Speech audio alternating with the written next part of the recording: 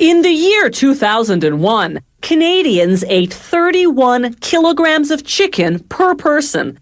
Given that rate of consumption, if we had to process the poultry ourselves, chances are we'd be in a rather foul mood by dinner.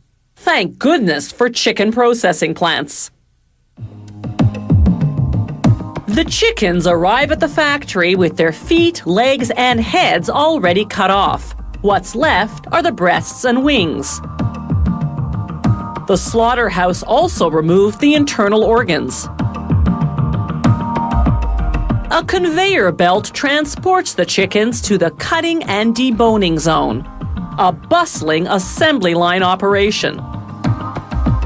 Workers prop each chicken on a cone-shaped stand in order to have both hands free to work on it. Cutting up a chicken properly isn't as easy as you might think. The workers get special training.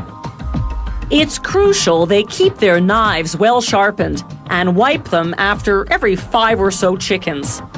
The first cuts remove the wings, starting on one side and positioning the knife horizontally in line with the top of the cone. The worker makes an incision where the wing joins the shoulder, then cuts downward across the back of the chicken. Then a quick cut and twist to detach the wing. It's the same procedure on the other wing. The incisions at the wing-shoulder joint must slice through the tendon completely. Otherwise, detaching the wing is difficult. And struggling with a slippery wing while holding a knife in your hand can result in serious injury. The next cuts remove the skin and breasts. They peel off the skin, then pull on the 2 breasts and make a quick incision to release them. They slice the breasts apart, carefully checking for bones that might have broken off from the carcass and be hiding in the meat. The next cuts remove the tenders, the meat located under the breasts. Workers make an incision in the middle, just under the wishbone, and down the length of the carcass. This detaches the tenders, enabling the next worker on the line to pull them off. Meanwhile, waiting in the wings are the wings. Workers load them onto a machine appropriately called the wing cutter, a mini Ferris wheel that takes the wings for a little ride, right into a sharp knife that chops them into 3 sections: the drumette, the chubby part with the most meat, the winglet, the middle part, and the wing tip, the pointy part with barely any meat. This factory transforms the meatier drumettes and winglets into frozen, ready-to-eat chicken wings. The first step in that process is seasoning. Workers load the pieces into a giant drum. As the drum rotates, they inject the seasoning, barbecue or honey garlic, for instance.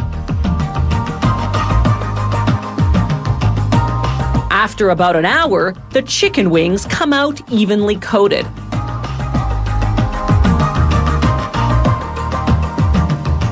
Now these freshly seasoned wings go into a gas-fired oven where they bake at approximately 250 degrees Celsius for 8 to 11 minutes. They come out fully cooked and ready to eat. They go into a freezing mechanism for about a half hour, then to the automated packaging department where they're sealed in a bag. These chicken pieces, wings, tenders, and breasts, are prepared differently. After seasoning, they travel through a rotating drum that coats them in a flour and breadcrumb mixture, then into a second drum for a second coat.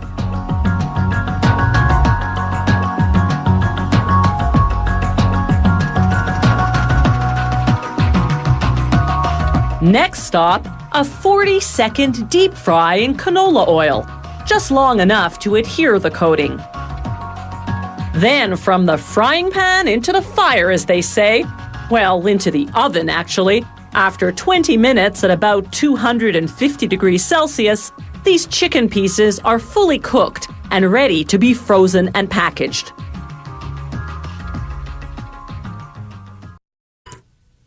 In the year 2001, Canadians ate 31 kilograms of chicken per person. Given that rate of consumption, if we had to process the poultry ourselves, chances are we'd be in a rather foul mood by dinner. Thank goodness for chicken processing plants. The chickens arrive at the factory with their feet, legs, and heads already cut off. What's